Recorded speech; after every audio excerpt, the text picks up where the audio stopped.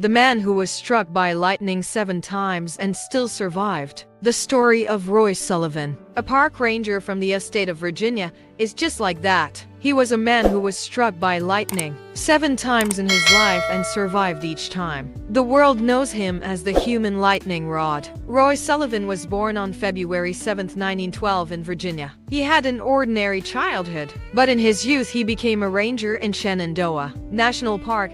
He had a deep love for forests and mountains, but nature had a strange game in mind for him. In 1942, one day he was examining the clouds, standing on the mountain, when suddenly lightning struck a tower and, from there, reached his leg. His shoe was burned, but his life was saved. This was just the beginning. Many years later, in 1969, he was driving when lightning struck him again. Despite being in the car, his eyebrows burned and his hair smelled of burning. The following year, in 1970, while patrolling the park, lightning struck his shoulder and set his clothes on fire. 2 years later, in 1972, the incident became even more dramatic. The lightning struck his head, completely burning his hair, and he always kept a bucket of water nearby. The 5th incident occurred in 1973 when he went fishing. The clouds came and then another lightning bolt struck his leg, burning the soles of his shoes. The 6th incident occurred in 1976 when he was walking near his house, and then in 1977,